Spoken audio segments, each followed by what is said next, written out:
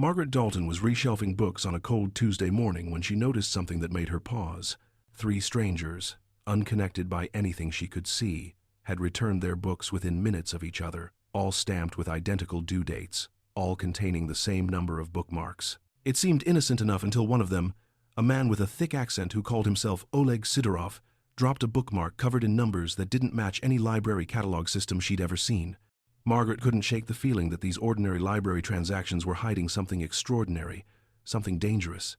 What she didn't know was that her keen eye for patterns was about to unravel a network of Soviet spies operating in the heart of Chicago, using the very institution she'd devoted her life to as their secret communication system. Before we carry on, please hit the subscribe button to make my day, and let me know where you are watching from in the comments. The Burnham Public Library stood like a fortress of knowledge on the corner of Michigan Avenue and Randolph Street, its limestone facade weathered by decades of Chicago winters and summers. Margaret Dalton had worked within its walls for 17 years, ever since she'd graduated from the University of Illinois with a degree in library science and a burning desire to connect people with books. At 42 years old, she knew every corner of the building, every squeaky floorboard, every patron who came through the heavy oak doors, seeking refuge from the world outside. It was March 1971, and the city was still caught in the grip of a brutal winter that refused to loosen its hold. Snow piled high along the sidewalks, turning gray and crusty from exhaust fumes and salt, while the wind coming off Lake Michigan cut through even the thickest coats. Margaret arrived at the library every morning at 7:30, a full half-hour before opening, to prepare for the day ahead. She liked the silence of the empty building, the way her footsteps echoed in the main reading room, the smell of old paper and binding glue that permeated every corner. She was a woman of routine and observation, qualities that had served her well in her profession. Margaret noticed things that others overlooked, the way a patron's eyes lingered on certain shelves, the books they requested through interlibrary loan, the questions they asked that seemed just a bit too specific or a bit too vague. She'd helped countless researchers find obscure references, guided students through their first serious academic projects, and recommended novels that had changed people's lives. The library wasn't just her workplace, it was her domain, and she took pride in maintaining its order and serving its patrons with quiet efficiency. But lately, something had been nagging at her, a pattern she couldn't quite articulate even to herself. It started 3 months earlier, in December, when she'd noticed a middle-aged man with wire-rimmed glasses checking out books on Soviet history and industrial engineering. Nothing unusual about that. The library served academics from 3 nearby universities, Northwestern, DePaul, and the University of Chicago. What caught her attention was the precision of his visits. He came every Tuesday at 2 in the afternoon, stayed for exactly 90 minutes, and always checked out exactly 3 books. Always returned them exactly 2 weeks later, never a day early or late. Then there was the woman with the severe bun who favored biographies of American political figures and technical manuals on telecommunications. She appeared every Thursday morning at 10, browsed for precisely 1 hour, and checked out 2 books. Always 2, never more or less. And finally there was Oleg Sidorov, a visiting professor from somewhere in Eastern Europe, judging by his accent, who had a library card issued the previous September. He came on Saturdays, always at noon, and his reading habits were eclectic to the point of seeming random. Philosophy 1 week, poetry the next, then suddenly a dense treatise on cryptography or chemical engineering. Margaret told herself she was being paranoid. The Cold War had everyone seeing spies in shadows, and working in a library that served so many foreign students and visiting scholars meant dealing with people from all over the world. There was nothing inherently suspicious about having regular habits or diverse reading interests. She herself followed strict routines and read everything from mystery novels to scientific journals. Still, the feeling persisted, growing stronger each time she saw these 3 patrons, who never acknowledged each other, never seemed to be in the library at the same time, yet somehow were connected by invisible threads she couldn't quite grasp. The breakthrough came on that cold Tuesday in March. During what should have been an ordinary morning, Margaret was working the returns desk, scanning books back into the system and sorting them onto carts for reshelving. The man with wire-rimmed glasses, whose name she knew from his library card was Victor Peterson, approached with his usual stack of 3 books. She smiled professionally, scanned them one by one, and noticed they were all due that day. Not overdue by a single hour, returned at precisely 9 in the morning on the exact date they were due. 20 minutes later, the woman with the severe bun, registered as Helena Marks, returned her 2 books, also due that day, also returned within the same hour. Margaret felt a tingle of recognition, the kind she got when she was on the verge of finding a reference a patron had been searching for unsuccessfully. She made a mental note and continued with her work, helping a young mother find books for her children, assisting an elderly man with the microfilm reader, answering phone inquiries about library hours. Then, at precisely 10:45, Oleg Sidorov walked through the doors, stamping snow from his boots and unwinding a thick scarf from his neck. He carried 4 books this time, not his usual 3 or 2, and Margaret noticed his hands were shaking slightly as he approached the desk.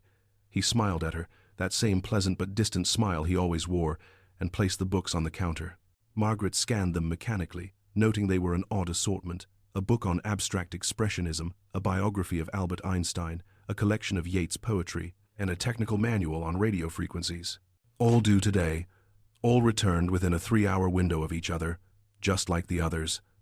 As she processed the last book, Sidorov reached into his coat pocket for his library card, and in doing so, dislodged something that fluttered to the floor. It was a bookmark, nothing fancy, just a strip of cardstock with the library's logo printed on one side. Margaret wouldn't have thought twice about it, except that as she bent to retrieve it, she saw the other side was covered in penciled numbers and letters. Not a phone number or address. The sequences were too long and too complex. She handed it back to Sidorov with an apologetic smile, but he waved it away. "I have many," he said in his thick accent. "You keep, please." Before she could respond, he'd gathered his library card and was already heading toward the stacks, presumably to select new books for checkout. Margaret looked down at the bookmark in her hand, her trained eye taking in the patterns. The numbers weren't random, they had a structure to them, repeating sequences, clusters that seemed deliberate. She slipped the bookmark into her cardigan pocket and tried to focus on the next patron in line, but her mind was racing. During her lunch break, Margaret sat in the small staff room in the library's basement, the bookmark spread on the table before her. She'd worked with enough catalog systems, reference codes, and bibliographic notations to recognize when numbers had meaning beyond their face value. These weren't Dewey Decimal Classifications or ISBN numbers. They looked more like coordinates or codes. But for what? She thought about the 3 patrons again, their synchronized returns, their precise habits. Individually, none of it meant anything. Together, it formed a pattern that her librarian's brain couldn't ignore. Margaret had read enough spy novels to know that intelligence agencies used what they called dead drops and coded messages, but those things happened in dark alleys and train stations, not in public libraries in broad daylight. Or did they? The more she thought about it, the more sense it made. A library was the perfect place for covert communication. Hundreds of people came and went every day. Transactions left paper trails that looked completely innocent, and books themselves could be used to pass information. A message written in light pencil in the margins of page 117, easily erased after being read. A microfilm negative tucked between pages. A book checked out and returned to a specific shelf where another person would later retrieve it. Margaret felt a chill that had nothing to do with the basement's temperature. If she was right, and she was increasingly certain she was, then the library she loved was being used for espionage. The thought made her angry. These people had taken advantage of the openness and trust that libraries represented, corrupting an institution dedicated to the free exchange of ideas and turning it into a tool for secrets and deception. But she needed to be sure before she did anything. Making wild accusations about foreign nationals could ruin innocent people's lives, especially in the current political climate where suspicion of anyone with an accent or unusual background ran high. Margaret decided to observe more carefully, to document what she saw, and to look for concrete evidence beyond her instincts. Over the next 2 weeks, Margaret became a detective within her own library. She started keeping a notebook, carefully logging when the 3 patrons came in, what they checked out, when they returned items, and any unusual behaviors she noticed. She enlisted the help of her colleague, Dorothy Chen, a young assistant librarian who had a sharp mind and shared Margaret's attention to detail. "Don't you think you might be overthinking this?" Dorothy asked one afternoon as they reshelved books together. She was 26, fresh out of library school, and still possessed the optimism that hadn't yet been worn down by years of bureaucracy and budget cuts. "Maybe," Margaret admitted, sliding a biography into its proper place. "But look at this." She showed Dorothy her notebook, the patterns she'd identified. 3 people, no apparent connection to each other, but their library activity is synchronized like clockwork. Every time one of them returns books, the others return books within hours. Every time one checks out materials on a specific subject, the others check out related materials within days. Dorothy studied the notes, her expression growing more serious. "That is weird." But what do you think it means? I think they're passing information, Margaret said quietly, glancing around to make sure no patrons were within earshot. I think they're using the library as a communication system. Books get checked out by one person, returned to a specific location, and picked up by another. Messages could be hidden in the books themselves or in the pattern of what gets borrowed. That's insane, Dorothy breathed. That's like something out of a John le Carré novel. I know how it sounds, Margaret replied. But I've been working here for 17 years, and I've never seen behavior quite like this. And then there's this. She pulled out the bookmark Sidorov had dropped, which she'd kept in her desk drawer, examining it periodically like an archaeologist with a mysterious artifact. Dorothy looked at the numbers and letters, her brow furrowing. These don't match any library codes, I know. They're too long for call numbers, too structured for random notes. You think it's some kind of cipher? I don't know enough about cryptography to say for certain, but yes, that's what it looks like to me. So what are you going to do? Margaret had been asking herself the same question. The proper course of action would be to report her suspicions to the authorities, but she worried about seeming foolish or paranoid. What if she was wrong? What if these were just 3 individuals with particular habits who happened to visit the library on similar schedules? The FBI and local police had more important things to worry about than a librarian's hunches. But then she thought about the Cold War context they were living in. The very real threat of espionage that government officials warned about constantly. Soviet spies had been caught passing nuclear secrets, stealing industrial designs, infiltrating universities and research institutions. Chicago, with its major universities and industrial base, would be a prime target for intelligence gathering. And what better cover than a library card and a love of books? I'm going to keep watching, Margaret decided. I'm going to document everything I can, and if I see anything that definitively proves something illegal is happening, I'll take it to the FBI. Dorothy nodded slowly. Okay, I'll help you. But Margaret, be careful. If these people really are spies, they're not going to be happy about being discovered. They're library patrons, Margaret said with more confidence than she felt. What are they going to do, give me a nasty paper cut? The joke fell flat, and both women returned to their work in silence, the weight of possibility hanging heavy between them. Margaret's surveillance, for lack of a better word, intensified over the following days. She noticed that Victor Peterson, the man with wire-rimmed glasses, worked as an associate professor at Northwestern's engineering department. A few discreet inquiries to colleagues who had academic connections revealed he'd emigrated from East Germany in 1964, obtained his doctorate from MIT, and published respected papers on industrial processes. Nothing obviously suspicious, but his background raised questions. Helena Marks was harder to research. She claimed to be a freelance translator working with various academic institutions, which explained her interest in political biographies and technical manuals. She lived alone in an apartment in Lincoln Park, had no social media presence, which wasn't unusual for the time, and kept to herself. Margaret learned this from casual conversations with other librarians who'd interacted with her. Everyone described Helena as polite but distant, professional but not warm. Oleg Sidorov was the most enigmatic of the 3.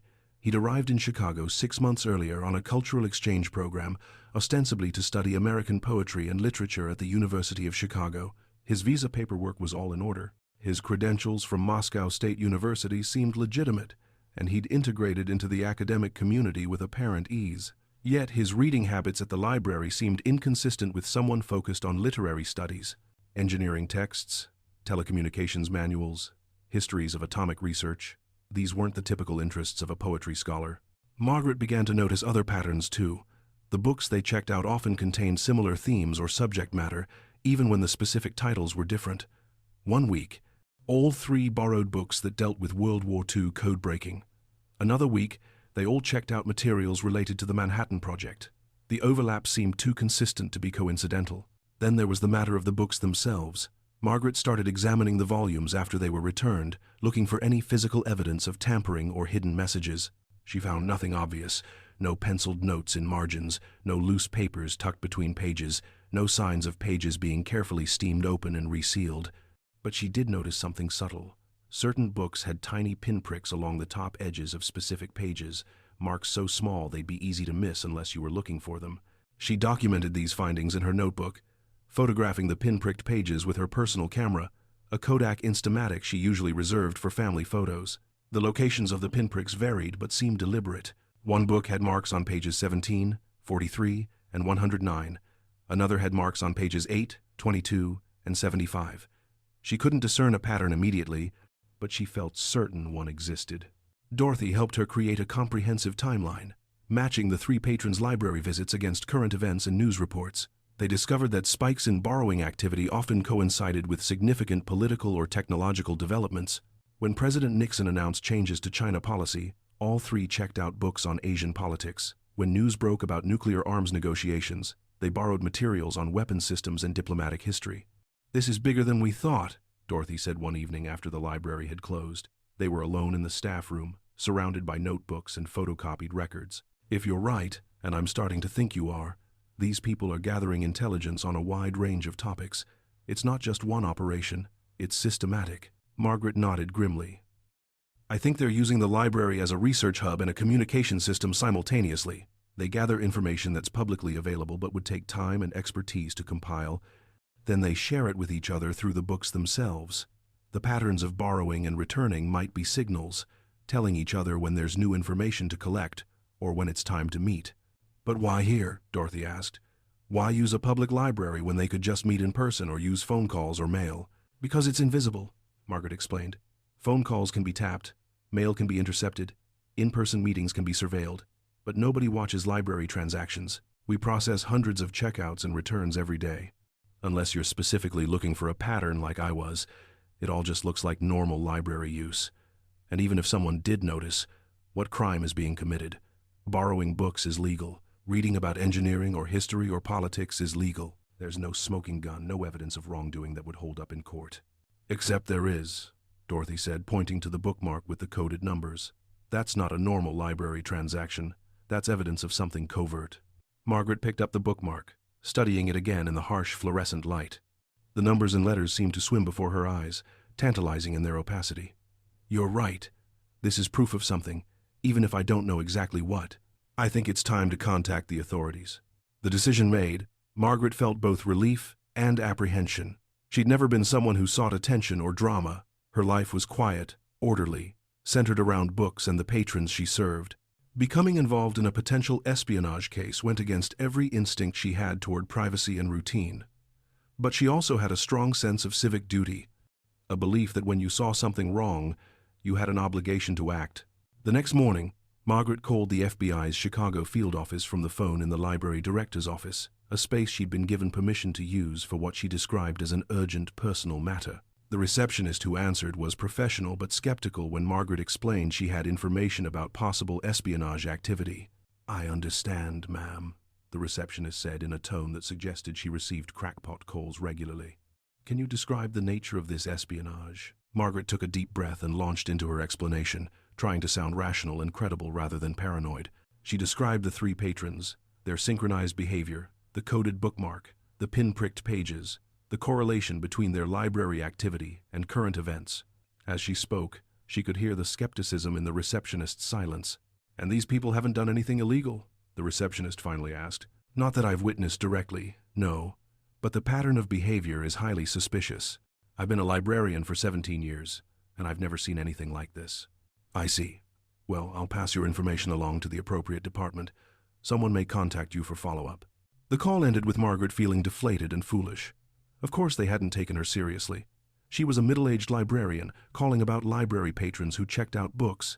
It sounded absurd when reduced to those basic facts. But 2 days later, a man in a dark suit appeared at the circulation desk, asking to speak with Margaret Dalton. He introduced himself as Special Agent Robert Kowalski from the FBI's Counterintelligence Division. He was in his mid-30s, with short cropped hair and the kind of alert, assessing gaze that made Margaret feel like she was being x-rayed. "Is there somewhere private we can talk?" he asked, showing her his credentials. They went to the library director's office again, which was empty since it was the director's day off. Margaret felt her heart pounding as she settled into a chair across from the agent. This was real now. The FBI was actually taking her seriously. "Tell me about these three patrons," Kowalski said, pulling out a small notebook and pen. "Start from the beginning. When did you first notice something unusual?"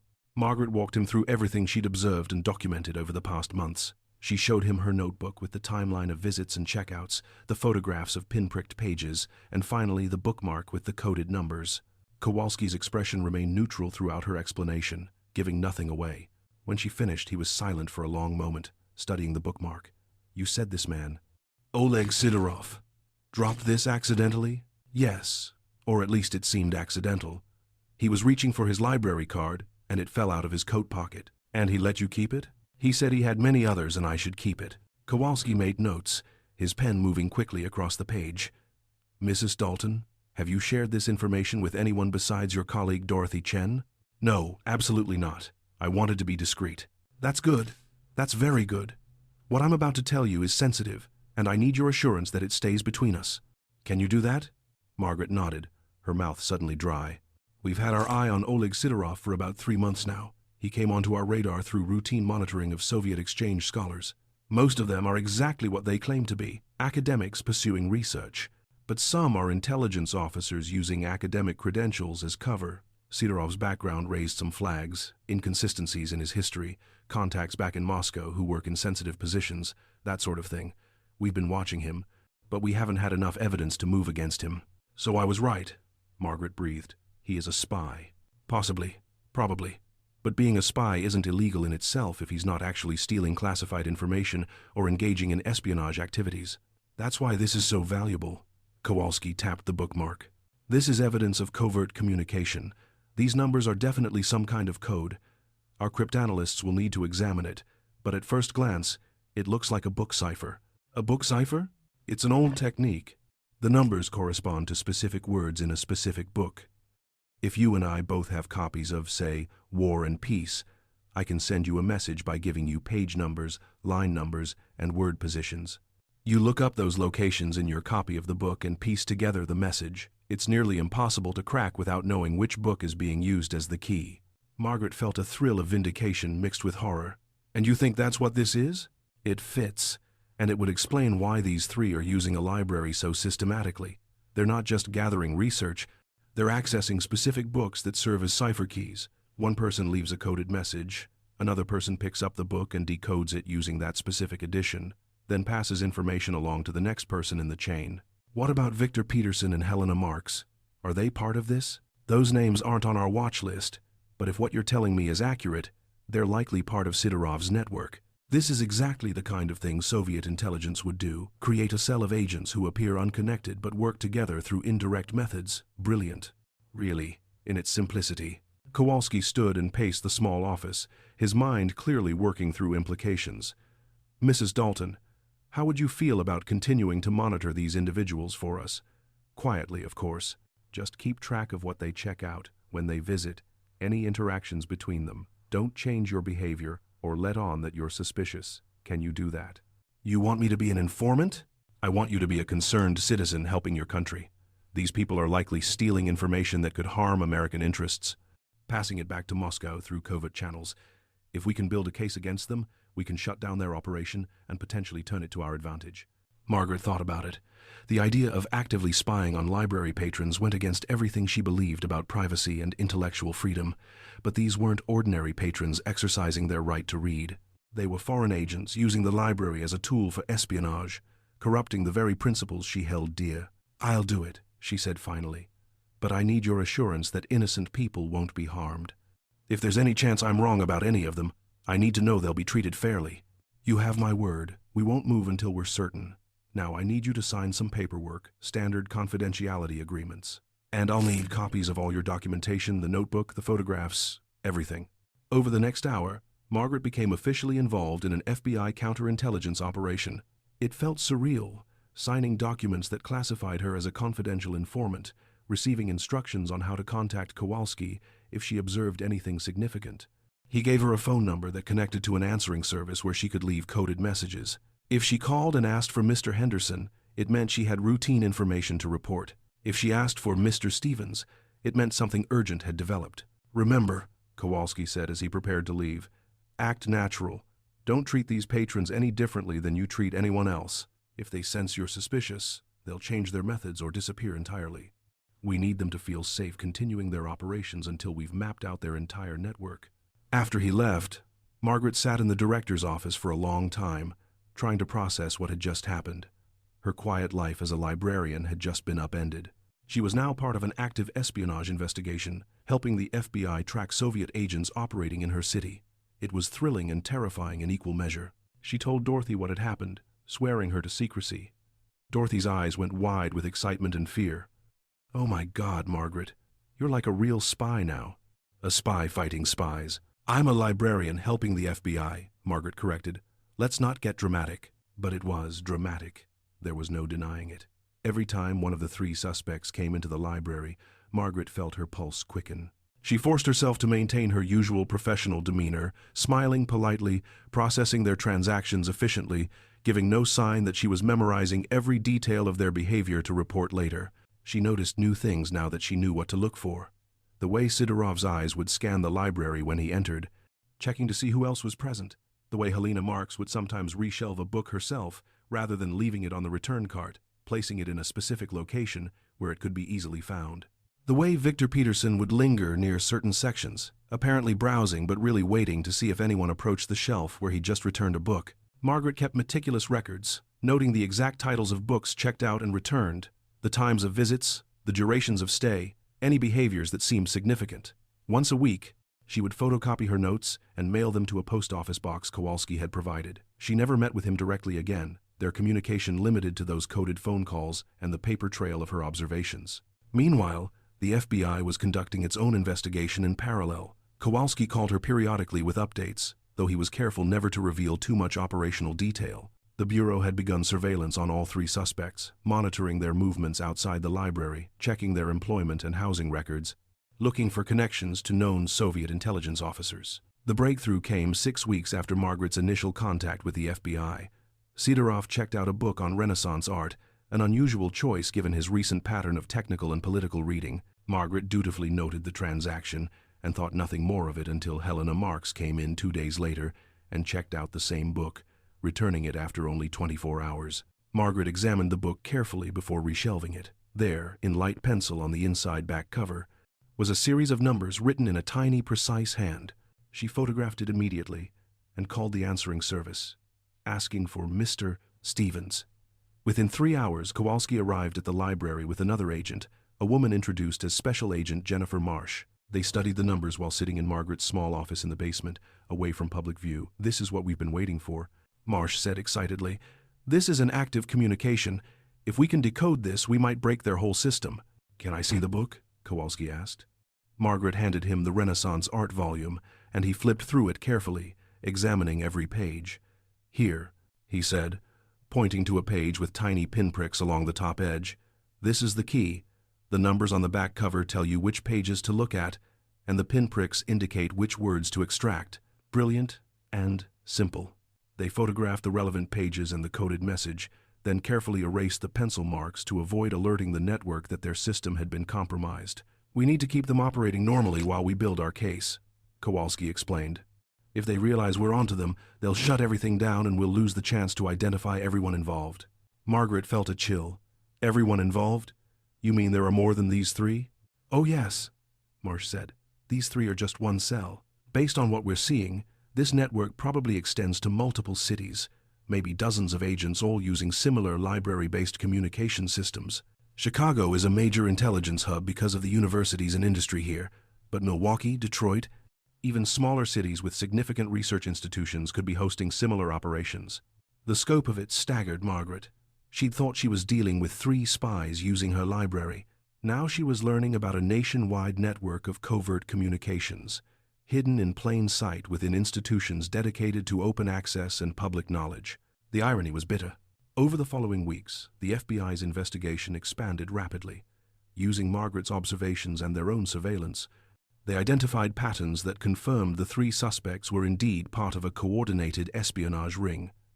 Victor Peterson was meeting regularly with a contact at a Russian restaurant on the north side. Helena Marks had traveled to Washington, D.C. twice in the past 4 months, coinciding with major policy announcements. And Sidorov, they discovered, had access to sensitive research through his university connections, far more access than his stated literary interests would require. The Bureau brought in cryptanalysts who worked to decode the messages being passed through the library books.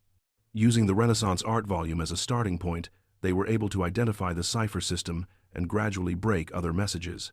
What they found was damning. Detailed information about industrial processes being developed at local factories, research data from university laboratories, even personal information about scientists and engineers who might be vulnerable to recruitment as assets. "These aren't just gathering intelligence," Kowalski told Margaret during one of their periodic updates. They're building target lists, identifying people and technologies that could be exploited. If we hadn't caught this, the damage could have been extensive. Margaret felt proud and troubled in equal measure, proud that her observations had led to exposing a serious security threat, troubled by the implications of what had been happening right under her nose for months, maybe longer. The FBI decided to act in late April, once they'd gathered sufficient evidence and identified the full scope of the network. They coordinated raids on the homes and offices of all three suspects simultaneously, preventing any one of them from warning the others. Margaret wasn't present for the arrests, but Kowalski described it to her afterward. Victor Peterson had tried to flee when agents knocked on his apartment door, running to a back bedroom where he attempted to burn documents in a metal trash can. They'd stopped him before much was destroyed, recovering notebooks filled with technical schematics and contact information. Helena Marks had cooperated calmly, like someone who'd always known this moment might come, revealing herself to be a highly trained intelligence officer who'd operated under deep cover for nearly 5 years. And Sidorov, the man whose dropped bookmark had started everything, had actually broken down and cried, claiming he'd been coerced into cooperation by threats against his family back in Moscow. The FBI wasn't sympathetic to his claims, but they did use his willingness to cooperate against him, extracting information about how the network operated, who his handlers were, and what other operations might be active in the United States. His testimony, combined with the physical evidence and surveillance records, built an ironclad case. The legal proceedings took months. The three were charged with conspiracy to commit espionage, unauthorized possession of classified information, and various other offenses. Their trials were held separately, with Helena Marks receiving the harshest sentence, 15 years in federal prison, due to her clear leadership role in the operation. Victor Peterson got 12 years, while Sidorov's cooperation earned him a reduced sentence of 8 years, after which he would be deported back to the Soviet Union. Margaret was called to testify at all three trials, explaining how she'd first noticed the unusual patterns, how she'd documented their behavior, and how the coded bookmark had provided the initial evidence of espionage. The defense attorneys tried to paint her as an overzealous busybody who'd violated her patron's privacy rights, but the prosecution successfully argued that her observations were limited to public behavior and library records that were not protected by any expectation of privacy. The media coverage was intense once the trials became public. Librarian exposes spy ring read one headline. Chicago's quiet hero, woman who saw what others missed, proclaimed another. Margaret found herself briefly famous, which she hated. Reporters camped outside the library, requesting interviews she consistently declined. She'd done what any citizen should do when confronted with evidence of criminal activity, nothing more or less. She didn't want to be a hero or a celebrity. She wanted to return to her quiet life of helping patrons find books and maintaining order in the stacks. But that quiet life had been irrevocably changed. The FBI presented her with a commendation for her service to national security, a certificate she filed away in a drawer and never displayed. The library director praised her publicly, though Margaret suspected the director was also uncomfortable with the idea that their institution had been used for espionage. New protocols were implemented requiring more careful attention to unusual borrowing patterns, though Margaret privately doubted anything would have stopped such a well-designed operation earlier. The most significant change was in how Margaret viewed her profession. She'd always seen libraries as neutral spaces, temples of knowledge where anyone could seek information without judgment or restriction.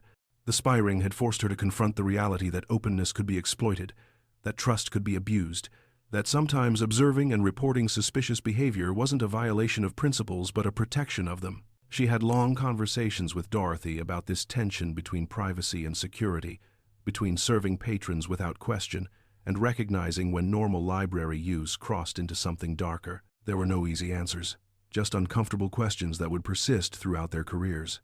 6 months after the trials concluded, Margaret received a letter from Oleg Sidorov, forwarded through his attorney.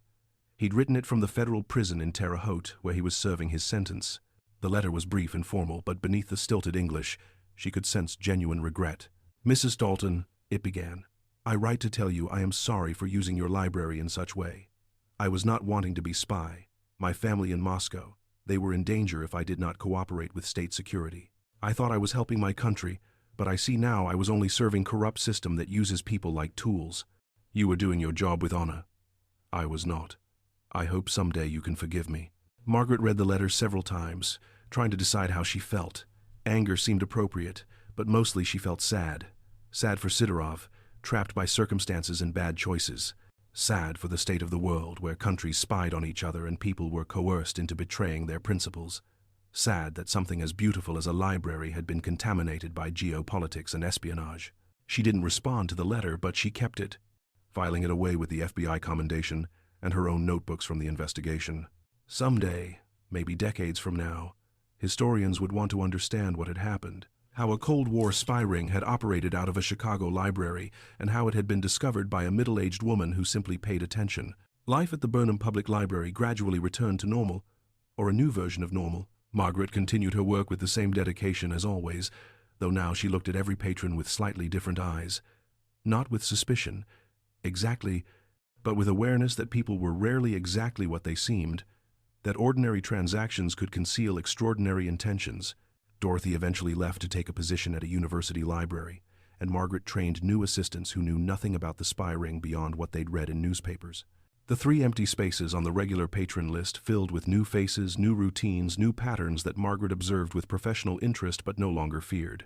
She thought often about that Tuesday morning when Sidorov had dropped the bookmark, that seemingly insignificant moment that had changed everything. What if she'd been looking away? What if she'd dismissed the coded numbers as meaningless? What if she'd talked herself out of her suspicions rather than trusting her instincts? The investigation would have taken much longer to develop, if it ever happened at all. More damage would have been done, more information stolen, more people compromised. In the end, it came down to something very simple: paying attention. That was what librarians did, after all. They paid attention to details, recognized patterns, understood that information had connections and meanings that weren't always obvious on the surface. Margaret had done nothing more than apply those professional skills to an unusual situation and follow through when she recognized something wrong. Years later, when she finally retired from the library after 3 decades of service, the local newspaper ran a retrospective piece on her career. The reporter asked what she was most proud of from her time at Burnham Public Library. Margaret thought about the countless readers she'd helped, the children she'd introduced to books, the researchers whose work she'd supported, the programs she'd developed to serve the community. But what she said was this: "I'm proud that I trusted my instincts. I saw a pattern that didn't make sense, and instead of dismissing it or assuming someone else would notice, I investigated. I documented what I saw, and when I had evidence, I reported it to the proper authorities." That's not heroism, that's citizenship. That's what we all should do when we see something wrong: have the courage to trust our observations and the integrity to act on them. The reporter seemed disappointed by such a modest response, no doubt hoping for something more dramatic. But Margaret had never been dramatic.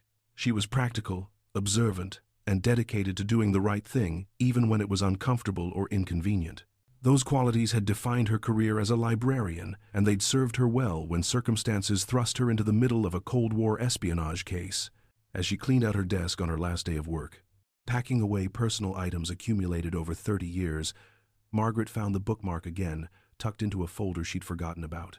The numbers still didn't make sense to her. She'd never learned what message they actually contained. The FBI had deemed that information too sensitive to share. But holding it reminded her of that pivotal moment, the dropped bookmark that had started everything. She slipped it into her pocket as a keepsake, a reminder of the time when being a good librarian had meant being more than just knowledgeable about books. It had meant being observant, thoughtful, and willing to see connections that others missed. In a way, that bookmark represented everything she'd tried to be throughout her career: someone who paid attention to the details, who understood that small things could reveal larger truths, who served her community not just by organizing books, but by protecting the integrity of the institution she loved. Margaret walked out of the Burnham Public Library for the last time on a bright June afternoon, the summer sun warming the limestone facade that had been her professional home for so long. She paused on the steps, looking back at the building, remembering the thousands of days she'd walked through those doors, the millions of books she'd handled, the countless patrons she'd served. Somewhere in the world, she thought, other librarians were probably doing what she'd done, noticing patterns, asking questions, protecting their institutions from those who would abuse them. She hoped they'd have the courage to act on their observations, to trust their instincts even when doing so was uncomfortable or frightening, because that was what librarians did. They preserved knowledge, they protected information, and sometimes, when circumstances required it, they stood guard against those who would corrupt the free and open exchange of ideas that libraries represented. It wasn't in any job description, but it was part of the calling nonetheless. Margaret descended the steps and walked toward the bus stop, ready for retirement, ready for new chapters in her life. But she carried with her the knowledge that when it had mattered most, when her country had needed someone to see what was hidden in plain sight, she'd been equal to the task, not because she was a hero, but because she was a librarian. And librarians notice things. What Margaret didn't know as she waited for the bus that afternoon was that her story was far from over. The spy ring she'd helped expose had tentacles reaching further than anyone initially suspected, and in the months following her retirement, those connections would come back into her life in ways she never anticipated. It started with a phone call 3 weeks after her retirement party. Margaret was in her small apartment in Hyde Park, enjoying the luxury of reading a novel in the middle of a weekday, when her telephone rang. The voice on the other end was unfamiliar but professional, a woman who introduced herself as Special Agent Carmen Rodriguez from the FBI's Chicago office. "Mrs. Dalton, I'm calling because we've had a development in the Sidorov case that requires your expertise. Would you be available to meet with me and my colleagues tomorrow afternoon?" Margaret felt a familiar tingle of anxiety and curiosity. "I thought that case was closed. The trials ended months ago." "The trials ended, yes, but the investigation is ongoing. We've discovered that the network you helped us identify was part of a much larger operation. Your knowledge of how the library communication system worked could be invaluable in understanding what else might be out there." The next day, Margaret found herself back in the FBI's Chicago field office, sitting in a conference room with Agent Rodriguez and 2 other agents she hadn't met before. They spread files and photographs across the table, showing library checkout records from Milwaukee, Detroit, Cleveland, and even smaller cities like Peoria and Madison. The patterns were eerily similar to what Margaret had observed at Burnham Public Library. "We believe the Soviets have been using this library-based communication system for at least a decade," Rodriguez explained, pointing to documents that showed similar borrowing patterns dating back to the early 1960s. "It's ingenious because it's so low-tech. No electronic signals to intercept, no physical dead drops that can be staked out, just ordinary library transactions that blend into thousands of legitimate uses every day." Margaret studied the records, her librarian's eye immediately picking up the telltale signs. Synchronized due dates, overlapping subject interests, the same books being checked out by multiple unrelated patrons within short time frames. "This is widespread," she said quietly. "How many libraries do you think are involved?" "We're estimating at least 40 across the Midwest and Northeast, possibly more. Every major city with significant research universities or industrial facilities seems to have at least one active cell using this method." One of the other agents, an older man introduced as Special Agent Mitchell, leaned forward. "Mrs. Dalton, we need your help training our personnel to recognize these patterns. Most FBI agents aren't librarians. They don't understand how library systems work, what normal circulation looks like versus what's suspicious. You have a gift for seeing connections that others miss. We'd like to bring you on as a consultant." Margaret was taken aback. "A consultant? I'm retired. I'm 62 years old. Surely you have younger people who could learn this." "We do have younger people," Rodriguez said with a slight smile, "but they don't have your experience or your instincts. This is specialized knowledge, Mrs. Dalton. The way you pieced together the Sidorov network showed investigative thinking that took us months to replicate with trained agents. We need someone who understands both library science and counterintelligence. That's you." Margaret thought about her quiet retirement plans, the books she wanted to read, the travel she'd been considering, the grandchildren she wanted to spend more time with. But she also thought about the libraries being corrupted by espionage, about the fundamental violation of trust that represented. If she could help stop it, didn't she have an obligation to do so? "What exactly would this consultancy involve?" she asked carefully. Over the next hour, they laid out a proposal. Margaret would work part-time, reviewing circulation records from libraries across multiple cities, identifying potential espionage patterns, and training FBI analysts in what to look for. She'd have security clearance, a modest salary, and the flexibility to work from home most of the time, coming into the office only when her physical presence was needed. It wasn't exactly the retirement she'd envisioned, but it was meaningful work that played to her unique skills. "I'll do it," she said finally, "on one condition. If I identify patterns that turn out to be innocent people just following their regular routines, I want assurances they won't be harassed or have their rights violated. The last thing I want is to turn libraries into surveillance states where people are afraid to read certain books." "That's a fair condition," Mitchell agreed. "We're not interested in thought police. We're interested in catching actual spies engaging in actual espionage. Your job is to identify patterns that warrant further investigation, not to determine guilt or innocence. That comes from real evidence gathered through proper legal channels." And so Margaret Dalton, retired librarian, became Margaret Dalton, FBI consultant. She found herself with a home office setup that included a secure computer terminal, encrypted communication equipment, and boxes of library records that arrived weekly via courier. Her days took on a new rhythm, scanning through checkout logs, creating timelines and charts, looking for the patterns that indicated covert communication rather than innocent research. The work was painstaking and often tedious, but Margaret found it oddly satisfying. It was like being a librarian again, organizing information and making connections, except now the stakes were national security rather than helping a patron find a book. She identified 3 more potential spy cells in the first 2 months, patterns in Pittsburgh, Minneapolis, and Ann Arbor that matched the signatures she'd learned to recognize. Each identification led to FBI investigations that either confirmed espionage activity or ruled it out. Margaret was right about Pittsburgh and Minneapolis.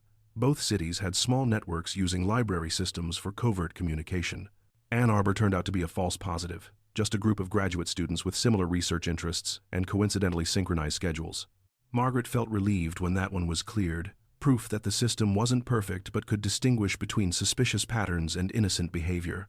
The work brought her into contact with a whole new world of intelligence operations she'd never imagined existed. She attended briefings at secure facilities where agents discussed ongoing investigations into Soviet espionage networks. She learned about the technical methods the KGB used to recruit and run agents, the psychological profiles of people vulnerable to foreign intelligence approaches, the geopolitical considerations that drove espionage targeting. It was fascinating and disturbing in equal measure. Margaret had always known intellectually that spies existed, that countries engaged in intelligence gathering against each other. But seeing the reality up close, understanding the scope and sophistication of Soviet operations on American soil, made the Cold War feel immediate and dangerous in ways the abstract news reports never had. She also discovered that her work on the Sidorov case had made her something of a legend within FBI counterintelligence circles. Younger agents would approach her at briefings, asking how she'd first noticed the patterns, what had made her suspicious, how she'd maintained her cover while gathering evidence. Margaret found their attention embarrassing but also gratifying. She'd spent her career being invisible, the anonymous librarian behind the desk, and now people were treating her expertise as valuable and rare. One agent, a woman in her late 20s named Patricia Lawson, became something of a protégé. Patricia was assigned to work with Margaret on analyzing library circulation data, and she proved to have a natural aptitude for pattern recognition. Margaret enjoyed teaching her the subtleties of library systems, how different institutions organized their collections, what normal borrowing patterns looked like across various demographics and academic disciplines. "You know what's crazy?" Patricia said one afternoon as they reviewed records from a library in Columbus, Ohio. "These spies are probably really well read. I mean, they're checking out actual books, reading them to extract coded messages. That's more reading than most Americans do." Margaret laughed despite herself. "I suppose that's one way to look at it, though I doubt they're getting much enjoyment from the content. It's purely functional for them. Still, there's something almost respectful about it. Using books this way. They could have developed a dozen high-tech methods, radio transmissions or microdots or whatever. Instead, they chose books. There's an elegance to it. There's also a violation to it," Margaret replied, her tone more serious. "Books are supposed to enlighten, to open minds, to connect people across time and space. Using them as tools for espionage corrupts that purpose. It turns something beautiful into something secretive and destructive." Patricia nodded thoughtfully. "I hadn't thought about it that way. You really love libraries, don't you?" "I do. I always have. They're sanctuaries, places where anyone can come to learn and grow without judgment or restriction. When people abuse that openness, when they exploit the trust that libraries represent, it feels personal. That's why I'm doing this work. Not because I hate spies or love my country, though both those things are true, but because I want to protect libraries from being corrupted." Their conversation was interrupted by Special Agent Rodriguez, who entered the conference room with a thick folder. "Margaret, Patricia, we have a situation I need your input on. The Soviets may be adapting their methods. We've been tracking a cell in Boston, and their library usage patterns are different from what we've seen before. More complex, harder to decode. I need you to look at this and tell me what you think." Margaret took the folder and began reviewing the circulation records. Rodriguez was right. The patterns were more sophisticated. Instead of simple synchronized checkouts and returns, this network seemed to be using a layered system. Books were being moved between different library branches. Interlibrary loan requests were being made with specific timing. Even the types of overdue notices being generated seemed to carry information. "This is evolutionary," Margaret said after studying the records for 20 minutes. "They've learned from the cells we've broken up. They know we're looking for the obvious patterns, so they're developing more subtle methods. This is going to be much harder to track. Over the next several weeks, Margaret worked intensively with Rodriguez and her team to decode the Boston Network's methodology. It required deep analysis of not just what books were being borrowed, but how they moved through the library system, the physical routing of volumes, the timing of requests and transfers, even the specific library staff members who processed certain transactions. It was like learning a new language where every element of library operations could potentially carry meaning. The breakthrough came when Margaret noticed that one member of the suspected network always requested books through interlibrary loan from the same small branch in Cambridge. There was no logical reason for this.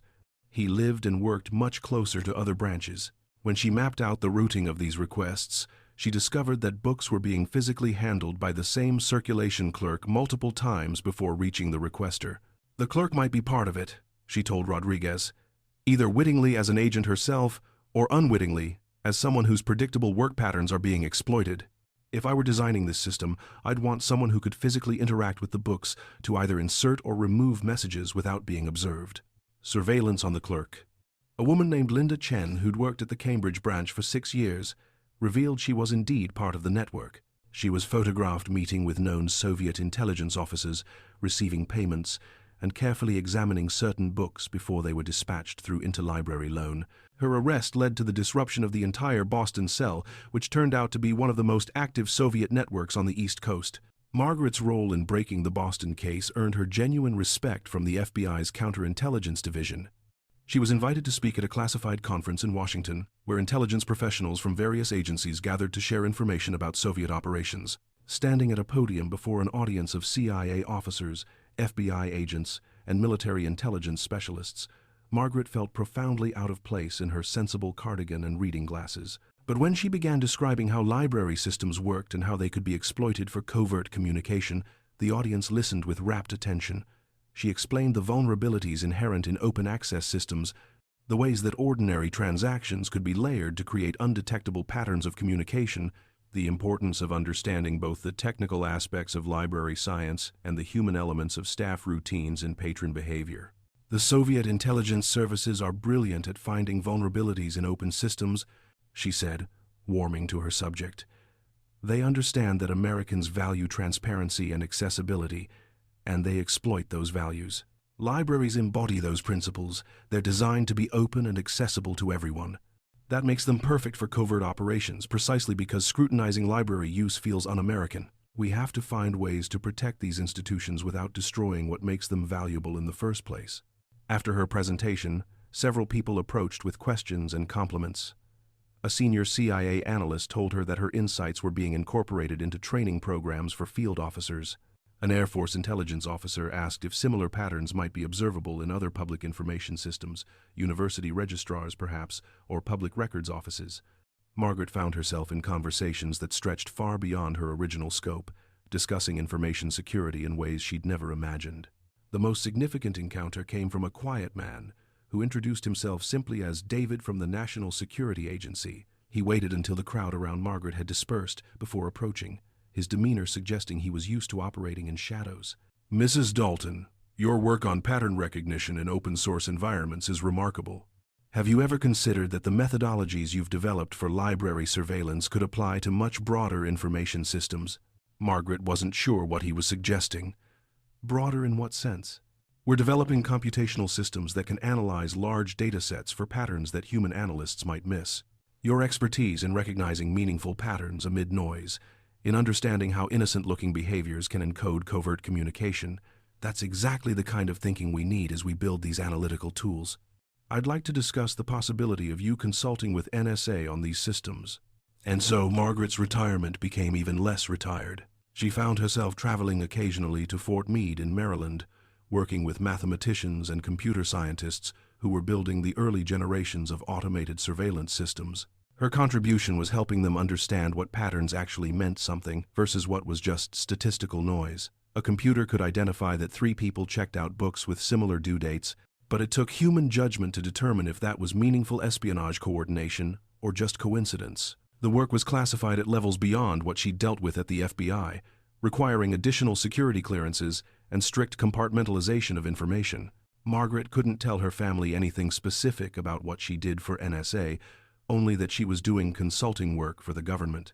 Her daughter thought she was doing something boring with library catalogs, which Margaret supposed was technically true, just not in the way her daughter imagined.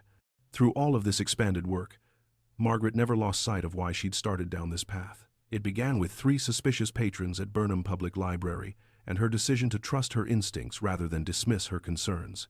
That simple act of paying attention and following through had cascaded into a career she never anticipated, helping intelligence agencies across the government protect America from espionage threats.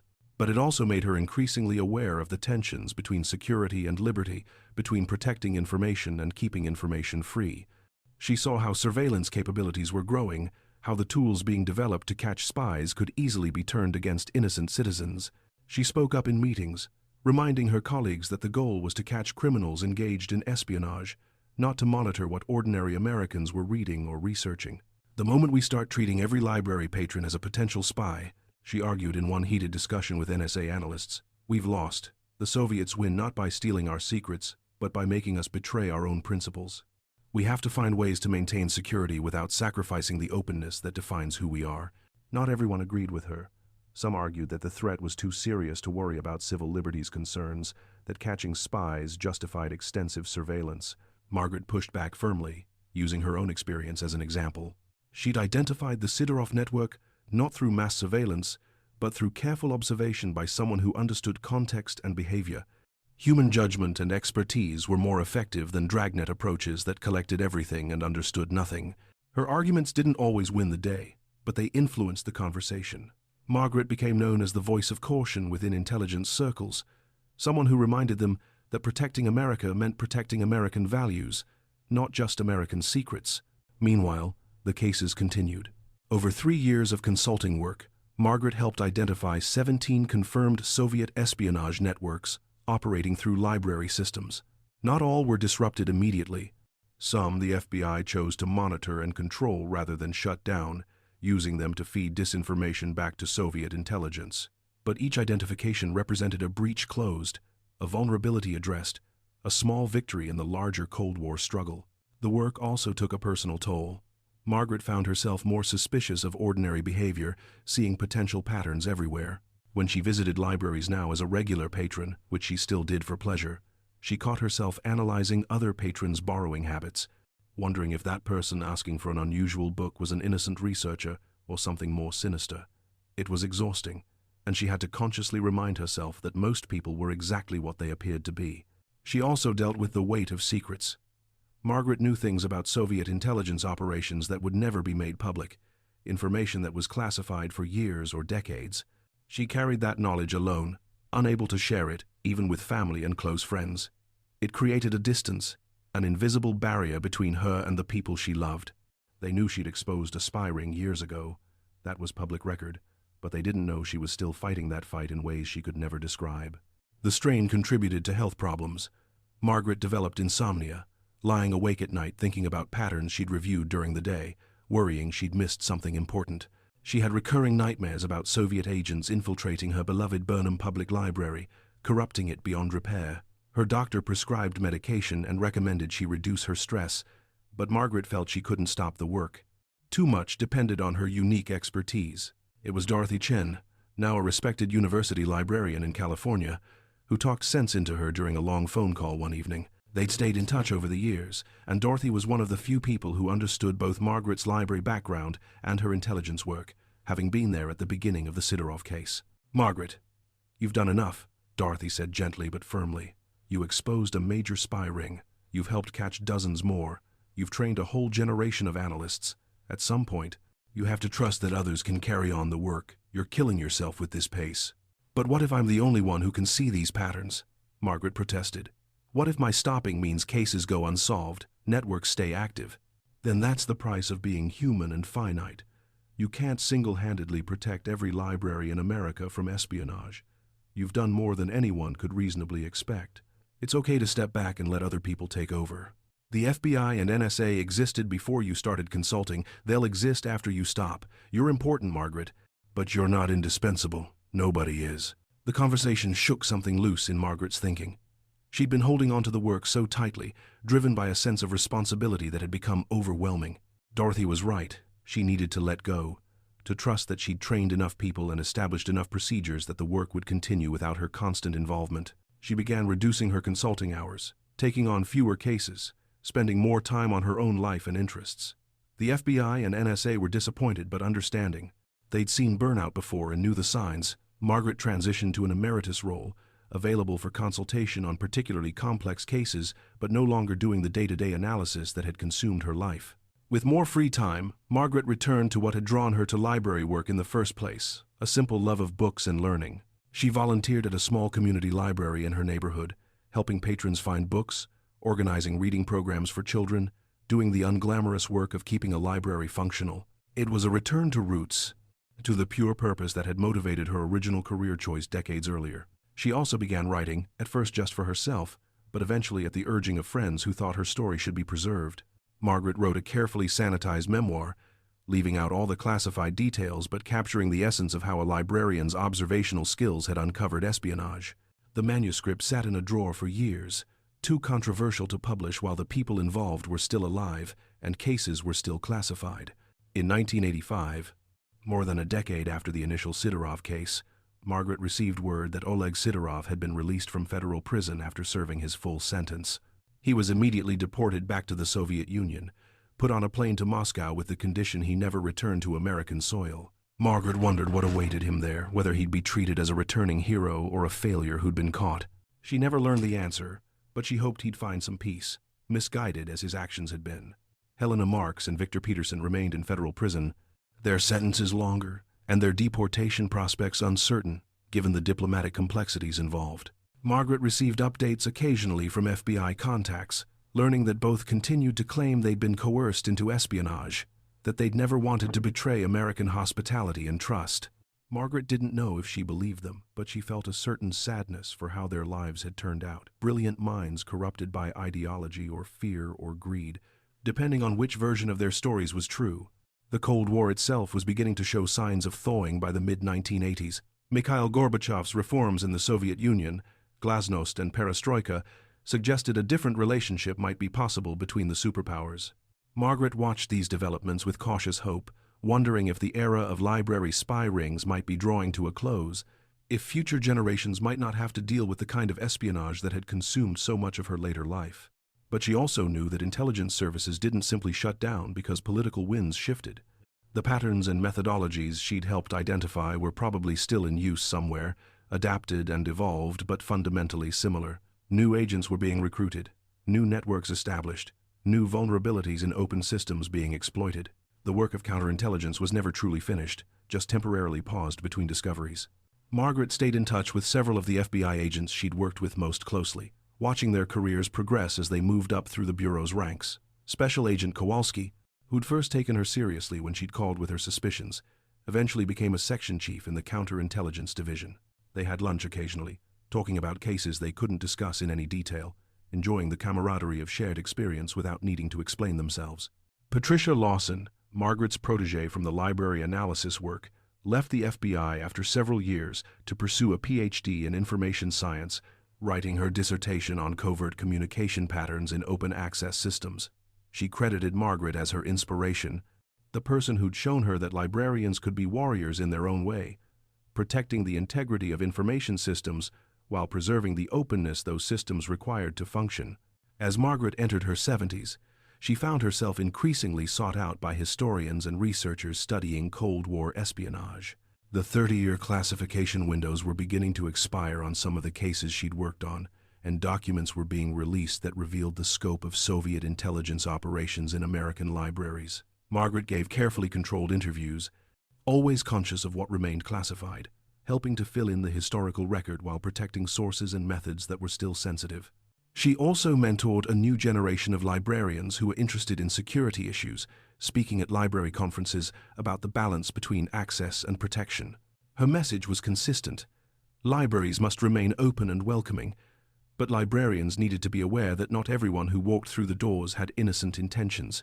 Awareness didn't mean suspicion of everyone. It meant understanding that ordinary systems could be exploited and knowing how to recognize when that might be happening.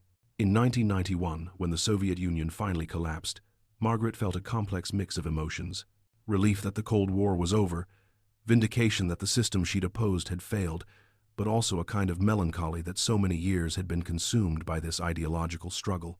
She thought about all the intelligence resources that had been devoted to catching spies and preventing espionage, resources that could have been used for education or research or community development.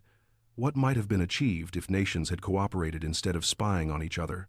But she also knew the answer to that question. Human nature, national interests, and historical grievances made conflict inevitable. Espionage would continue even without the Soviet Union, just with different actors and different motivations. China was already emerging as a new intelligence threat. Economic espionage was becoming more prevalent. Terrorism was changing the security landscape. The methods might evolve, but the fundamental game remained the same. Margaret's manuscript finally saw publication in 1994, released as The Pattern Keeper, a librarian's story of espionage and trust. It became a modest success, reviewed favorably in both library journals and intelligence community newsletters. Readers appreciated her balanced perspective, her refusal to paint herself as a hero or to demonize the people she'd helped catch. She presented espionage as a complicated reality, neither glamorous nor simple, requiring vigilance without paranoia. The book brought renewed media attention, including an interview on National Public Radio where Margaret talked about what ordinary citizens could do when they suspected wrongdoing. Her advice was practical and measured. Document what you observe, report it to appropriate authorities, but don't assume guilt without evidence. Trust your instincts, but verify your facts. Be willing to be wrong, but don't be afraid to be right. Younger librarians began reaching out to Margaret, asking for her insights on contemporary security challenges facing libraries in the digital age. How should they handle patron privacy in an era of electronic records? What about computer systems that could be hacked or monitored? Were there modern equivalents to the book cipher techniques Soviet spies had used? Margaret did her best to offer guidance, though she acknowledged that digital security was beyond her expertise. The principles remained the same, she told them. Balance openness with awareness. Protect patrons while protecting institutions. Trust but verify. She lived long enough to see the impact of her work ripple through library science as a profession. Security training became standard in library schools, courses on privacy, surveillance, and institutional protection that didn't exist when Margaret had earned her degree. The American Library Association developed guidelines for handling suspicious behavior and requests for patron information from law enforcement, trying to codify the balance Margaret had advocated throughout her later career. But perhaps her greatest legacy was simpler and more personal. Margaret had shown that ordinary people doing ordinary jobs could make extraordinary differences. She hadn't been a trained spy or a professional investigator. She'd been a librarian who noticed patterns and had the courage to act on her observations. That example inspired countless others to trust their own instincts, to speak up when something seemed wrong, to refuse to be bystanders when action was needed. Margaret passed away peacefully in her sleep on a quiet Sunday morning in 2003, at the age of 85. Her obituary in the Chicago Tribune mentioned her role in exposing the Sidorov spy ring, but most of her counterintelligence work remained classified even in death. Only those who'd worked with her in intelligence circles fully understood the scope of her contributions to national security. The funeral was small and private, attended by family, friends, and a surprising number of current and former FBI agents who came to pay their respects. Special Agent Kowalski, now retired himself, delivered a eulogy that captured Margaret's unique place in American intelligence history. Margaret Dalton was never supposed to be a spy catcher, he said to the assembled mourners. She was supposed to be a librarian, helping people find books, organizing information, serving her community in quiet ways. But when circumstances called on her to do more, she rose to that challenge with courage, intelligence, and unwavering integrity. She taught us that protecting America doesn't always require guns or badges or authority. Sometimes it just requires paying attention, trusting your instincts, and having the courage to act on what you've seen.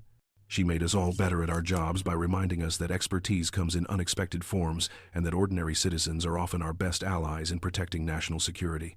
As the mourners filed out of the funeral home, several of them shared stories about Margaret's impact on their lives and careers. The patterns she'd identified, the methods she'd developed, the principles she'd advocated, all continued to influence how intelligence agencies approached counterintelligence work. Her legacy lived on in procedures and protocols, in trained analysts who'd learned from her example, in libraries that were just a bit more aware of how their systems could be exploited and how to prevent that exploitation.